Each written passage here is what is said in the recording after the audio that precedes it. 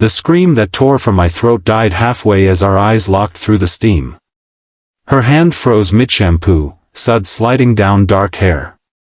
My bathroom. My shower. A complete stranger. And somehow, in that frozen moment of shock and confusion, one absurd thought cut through my panic. She was using my expensive shampoo, the one I splurged on but only used for special occasions. If you're enjoying this story so far, please hit that like button and subscribe to the channel for more content that explores life's unexpected turns and the beautiful chaos that follows. Your support means everything. My name is Daniel Reeves, and 6 months ago, I was just another exhausted single dad trying to keep my head above water while raising my 8-year-old daughter Lily after her mother walked out on us. I never expected that coming home early from work one rainy Tuesday would completely transform our lives. But that's exactly what happened when I found Chen using my shower without permission. The day had started like any other: rushed breakfast, school drop-off, then straight to my job as an architectural designer at a firm downtown. I'd been pulling extra hours on a major project, but that afternoon my boss had unexpectedly told me to go home early. "You look like hell, Reeves," he'd said, not unkindly. "The renderings can wait until tomorrow. Go get some rest." I should have been grateful for the rare chance to pick up Lily early from after-school care, maybe even surprise her with ice cream. Instead, I felt the familiar weight of failure pressing down. Another day I couldn't keep up. Another reminder that I was barely managing. The rain had started as a drizzle but transformed into a downpour by the time I pulled into our driveway.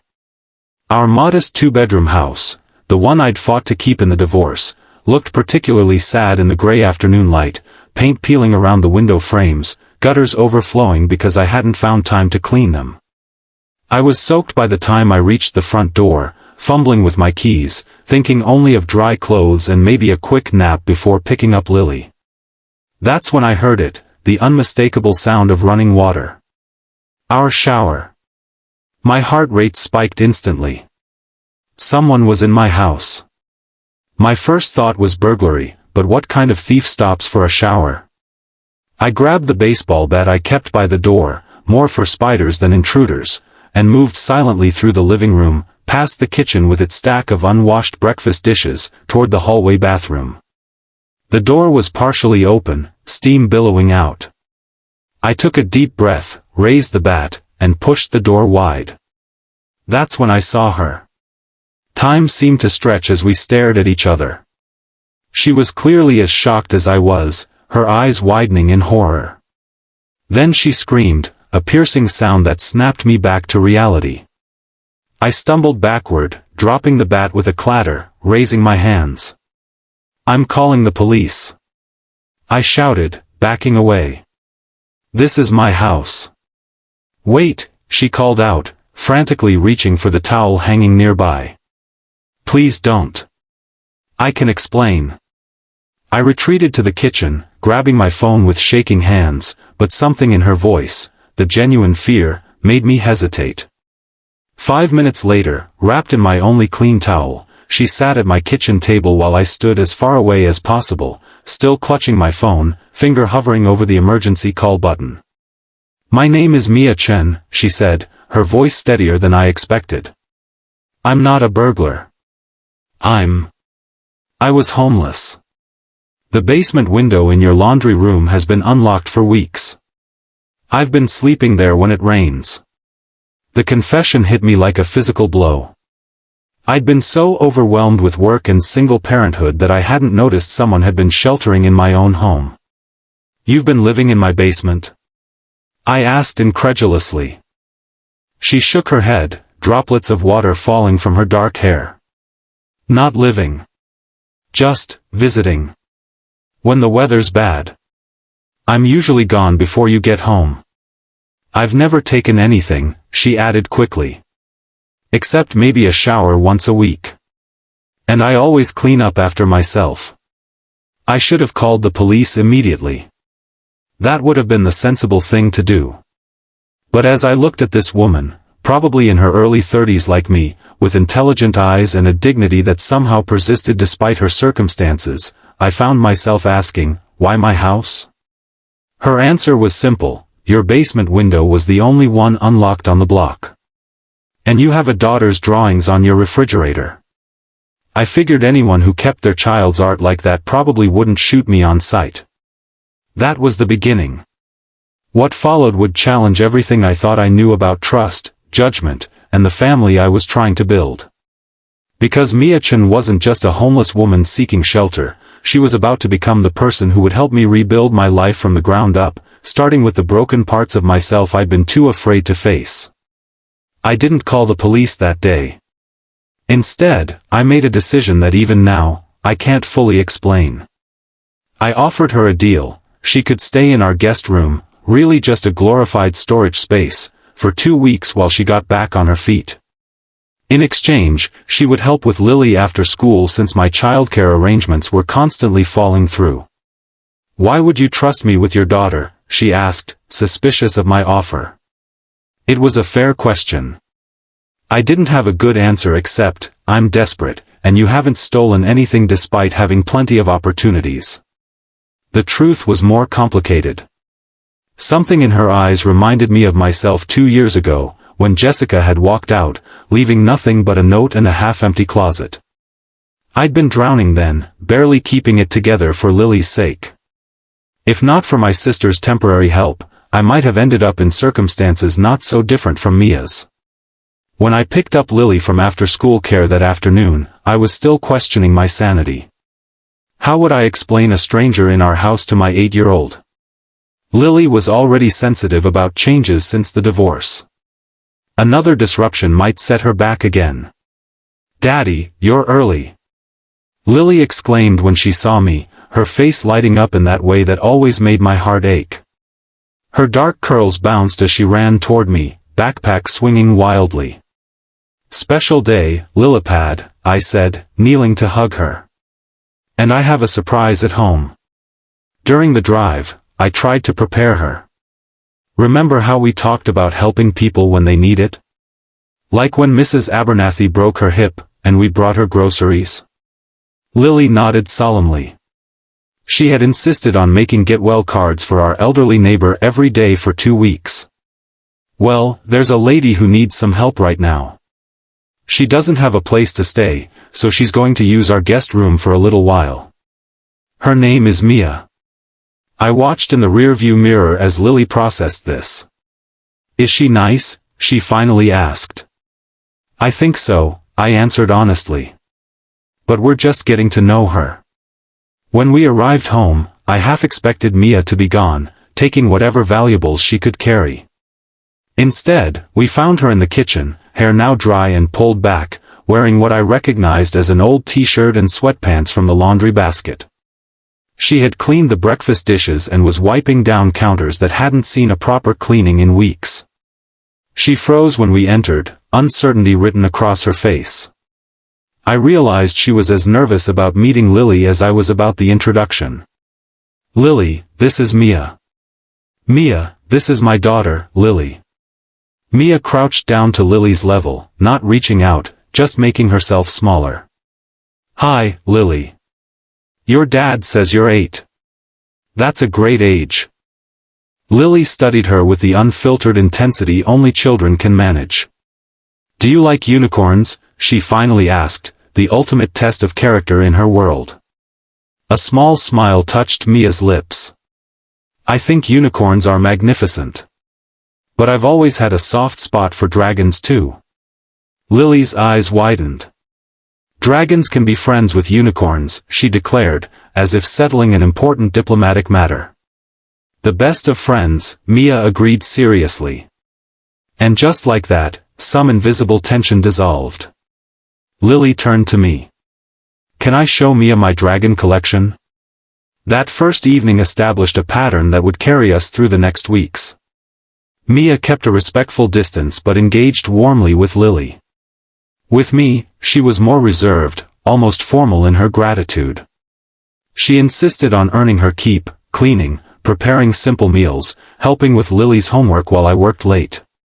I learned fragments of her story in brief conversations after Lily went to bed. Mia had been a software developer at a startup that collapsed 6 months ago. With no family nearby and savings that quickly evaporated on medical bills after an emergency appendectomy, she'd found herself first couch surfing, then sleeping in her car, and finally, when the car was repossessed, taking shelter wherever she could. I applied for hundreds of jobs, she told me one night, her voice matter-of-fact rather than self-pitying. But there's a catch, 22, to being homeless. No address, no phone, no way to shower regularly. It makes interviews nearly impossible. You could have gone to a shelter, I pointed out. Her expression darkened. I tried. The women's shelters were full. The general ones. She shook her head. Let's just say I felt safer in your basement. I didn't press for details. I understood enough about the vulnerabilities women faced, especially those without resources or protection. By the end of the first week, a subtle transformation had begun in our household. The perpetual chaos that had defined our lives since Jessica left was giving way to something more structured. Dinner appeared on the table at regular times. Lily's homework was completed without the usual battles. The house was cleaner than it had been in months. More surprising was the change in Lily. My daughter had been withdrawn since the divorce, speaking less, smiling rarely. But Mia had a gift for drawing her out. I would come home to find them engaged in elaborate pretend games or huddled over art projects. Mia knows how to make dragon scales with watercolors, Lily informed me importantly one evening. And she can braid hair the fancy way. These were small things, the kind of feminine knowledge I couldn't provide. I hadn't realized how much Lily missed having a woman's influence until I saw her blossoming under Mia's attention. As for me, I found myself looking forward to coming home for the first time in years. Not just for Lily, but for the warm kitchen, the adult conversation, the sense that someone else was sharing the weight I'd been carrying alone. It was dangerous, this growing dependence. I reminded myself daily that this arrangement was temporary. Mia had already secured a part-time job at a local coffee shop and was using the library computers to apply for positions in her field. Soon she would move on, and we would return to our previous life, just Lily and me against the world. But as the 2-week mark approached, I found myself inventing reasons to extend her stay. Winter's coming, I said awkwardly over dinner, the night before she was supposed to leave. The guest room heater works now. You could stay through the holidays, save up more before getting your own place. Mia looked up from her plate, her expression unreadable. I don't need charity, Daniel. It's not charity, I insisted. Lily loves having you here. And you've been a lifesaver with the after-school coverage. I hesitated, then added more honestly, we'd both miss you. Something flickered in her eyes, hope, perhaps, or wariness. If I stay, we need to renegotiate. Real rent, not just housekeeping.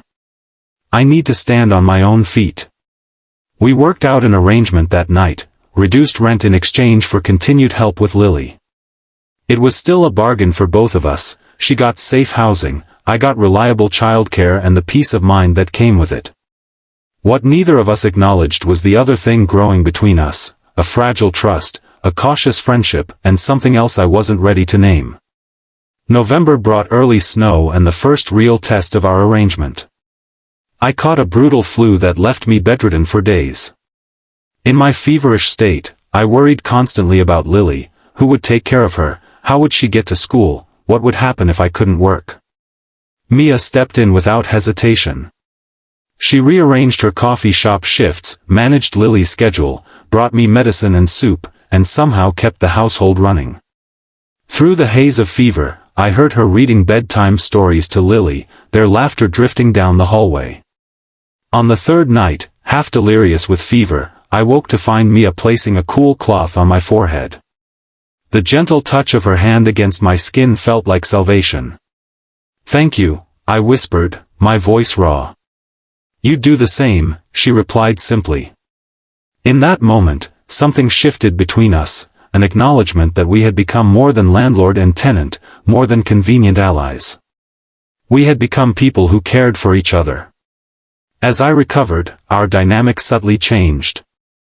The careful distance Mia had maintained began to dissolve. She joined us for movie nights, curled at the other end of the couch. She shared more stories from her past, her childhood in Seattle with Chinese immigrant parents who pushed her toward academic excellence, her college years studying computer science, her brief engagement to a man who ultimately couldn't handle her ambition. In turn, I found myself opening up about Jessica, how we'd married young, how her restlessness had always been at odds with my desire for stability, how her departure had left me not just heartbroken but humiliated. She told me I was suffocating her, I admitted one night after Lily was asleep. We were sitting at the kitchen table, mugs of tea between us. That I was too focused on building a perfect little life instead of actually living. Mia considered this. Was she right? The question stung, but I forced myself to examine it honestly. Maybe partly.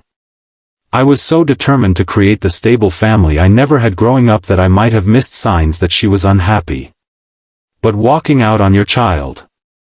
I shook my head. I'll never understand that.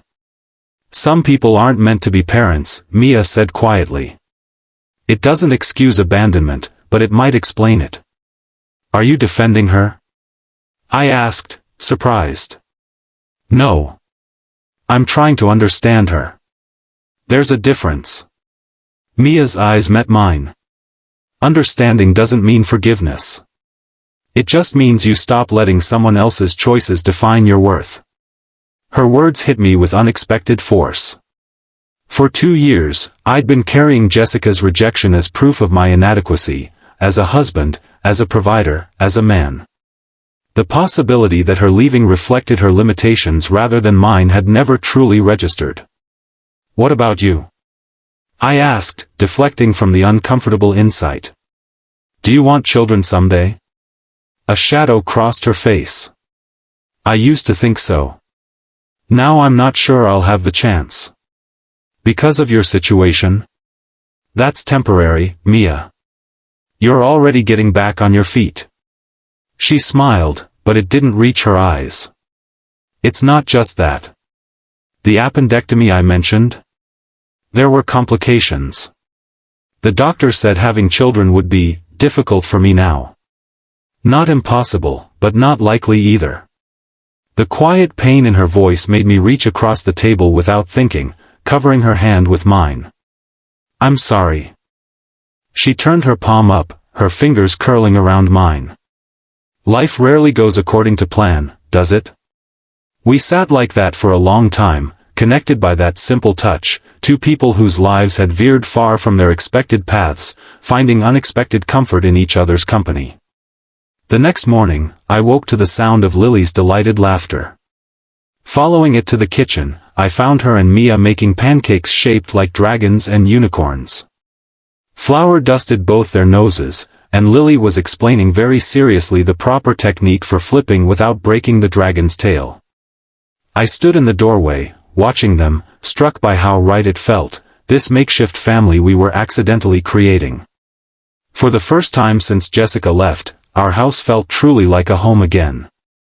It terrified me. Because I knew better than to build happiness on such a precarious foundation. Mia was still saving for her own place. Her stay with us was always meant to be transitional. Allowing myself, or worse, allowing Lily, to become attached would only lead to another painful loss. So I began to withdraw, working later, speaking less, rebuilding the careful distance that had eroded between us. If Mia noticed, she didn't comment.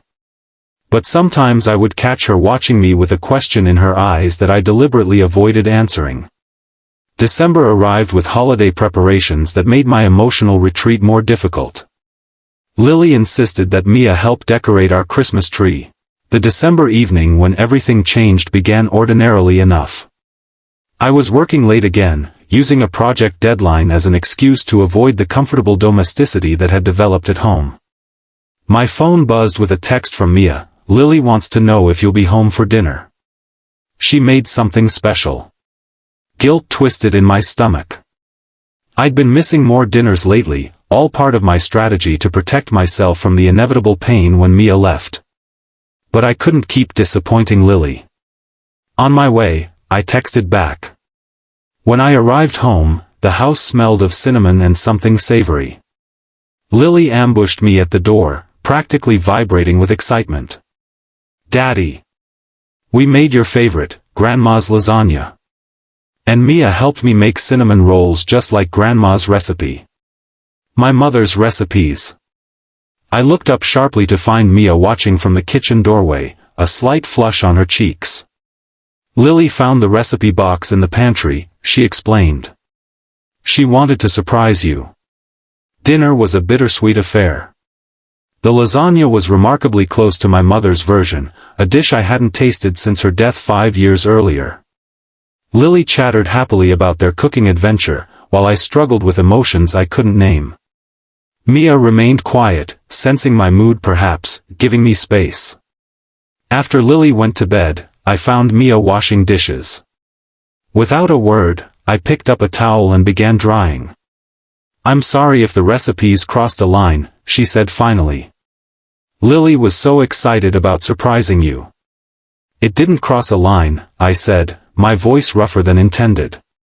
It meant a lot to her. To me too. Mia nodded, passing me another plate. She talks about your mother often.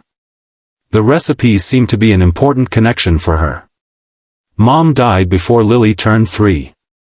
The recipes are one of the few tangible things I have left of her. I set down the plate carefully. Thank you for helping Lily with that. She's an amazing child, Daniel. You've done a wonderful job with her, especially considering everything you've been through. The simple compliment broke something loose inside me. Have I? Because most days I feel like I'm failing her. Working too much, not being present enough, not knowing how to help her process her mother leaving. Children don't need perfect parents, Mia said gently. They need parents who show up, who try, who love them consistently. Lily knows you'd move mountains for her. It doesn't feel like enough. Mia turned to face me fully then. It is enough. You are enough. Those 4 words, you are enough, hit me with unexpected force. How long had it been since anyone had told me that? Since I had believed it myself? Why are you pulling away, Daniel? She asked quietly. These past few weeks, you've been distant. Did I do something wrong?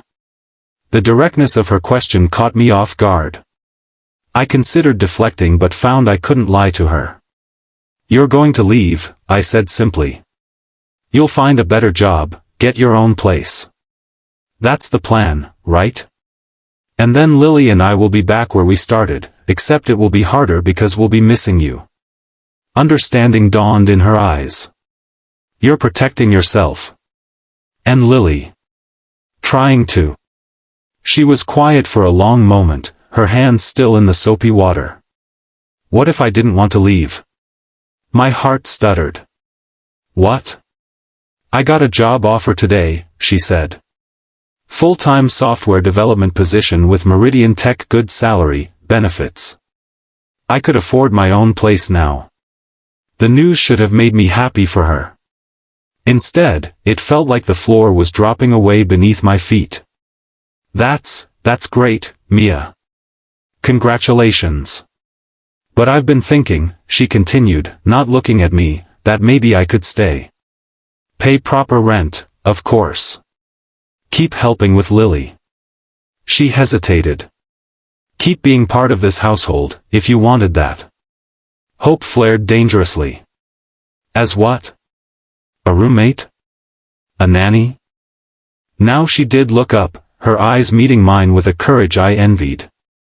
As whatever we want to be to each other, Daniel. I care about you.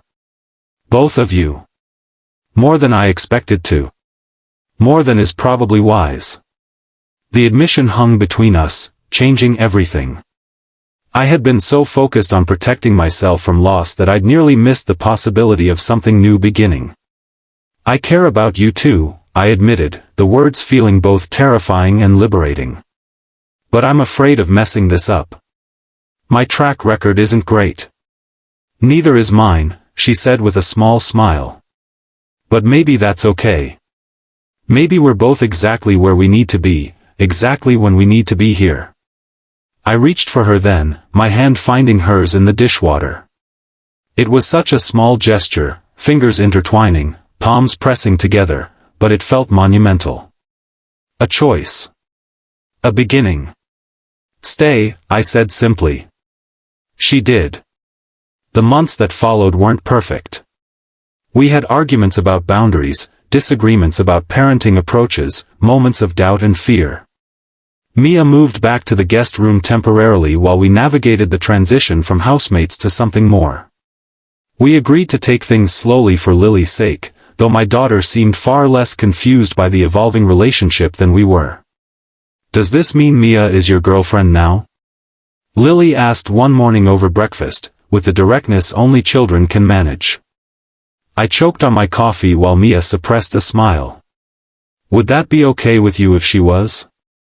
I asked carefully. Lily considered this with grave seriousness. Will she still make dragon pancakes and help with my homework? Of course, Mia assured her. Then it's okay, Lily declared, returning to her cereal. As long as you don't kiss too much in front of me. That's gross. Spring brought new challenges. Jessica suddenly reappeared after nearly 3 years of minimal contact, announcing she wanted to be more involved in Lily's life. The timing, just as Mia and I were finding our footing as a couple, seemed suspiciously convenient. She can sense you're moving on, Mia observed after a particularly tense phone call with my ex-wife. Some people only want what they've given up once someone else values it. Her insight helped me maintain boundaries with Jessica while still facilitating a relationship between her and Lily. It wasn't easy, but Mia's steady presence gave me strength I hadn't known I possessed. By summer, we had settled into a new normal. Mia's career was flourishing at Meridian Tech. I had taken on a partnership role at my firm that allowed more flexible hours. Lily was thriving with the stability of our blended family, her confidence growing daily. On a warm August evening, exactly 1 year after I had discovered Mia in my shower, I asked her to marry me. Not with a grand gesture or elaborate plan, but in our backyard while Lily chased fireflies in the gathering dusk. Are you sure? She asked, her eyes searching mine. This isn't just for Lily? Or because you feel responsible for me somehow? I've never been more sure of anything, I told her truthfully. You walked into our lives by accident, but staying is a choice we make every day. I want to keep making that choice, for all the days we have. Her yes was whispered against my lips, Lily's delighted squeal following as she abandoned her firefly hunt to throw herself into our embrace. We married in October, a small ceremony with Lily as our flower girl and ring bearer combined. My sister cried. Mia's former boss from the coffee shop made our cake. Even Jessica came, bringing her new boyfriend and a tentative peace offering in the form of Lily's favorite books. Life settled into a rhythm I had once thought impossible, not perfect, but real and rich and full of the kind of everyday love that sustains through difficulties. Mia's past homelessness occasionally surfaced in small ways, her insistence on keeping emergency supplies, her momentary panic when bank accounts ran low, her profound gratitude for simple comforts. But these were just threads in the complex tapestry of who she was, brilliant, resilient, compassionate, and wholly herself. As for me, I learned that family isn't always what you expect it to be. Sometimes it's cobbled together from broken pieces and chance encounters. Sometimes the greatest gifts arrive in moments of crisis. And sometimes, finding a stranger in your shower can be the beginning of finding yourself again. 3 years later, against medical odds, Mia gave birth to our son. We named him Chance, a private acknowledgement of how our family began. Lily, now 11 and fiercely protective of her baby brother, declared it the perfect name. Because everything good in our family happened by chance, she explained wisely. But we chose to make it work. Out of the mouths of babes comes wisdom adults spend lifetimes learning, that love is both accident and choice, both serendipity and deliberate action. That families are built not just through blood or legal ties, but through daily decisions to show up, to care, to remain. Standing in the hospital room, watching Mia cradle our newborn son while Lily leaned against her shoulder, I thought about the desperate, drowning man I had been 3 years earlier. How close I had come to calling the police that rainy afternoon. How easily this entire life might never have happened. "What are you thinking about?" Mia asked, looking up at me with tired eyes full of love. "About showers," I said, smiling at her confusion. "And expensive shampoo. And how sometimes the best things in life start with the most unexpected moments." She laughed, understanding immediately. "Next time I break into someone's house, I'll use the cheap shampoo." "There better not be a next time," I teased, leaning down to kiss her forehead. "No," she agreed, her eyes moving from me to Lily to the baby in her arms. "No need. I'm already home." If this story touched your heart, please hit that like button and subscribe to the channel. Life's most beautiful moments often come disguised as our greatest challenges, and I'd love to share more stories that remind us of the unexpected ways love finds us when we need it most. Your support helps this channel continue bringing these meaningful stories to others who might need them. Thank you for watching, and remember, sometimes the most extraordinary chapters of our lives begin with the most unexpected first sentences.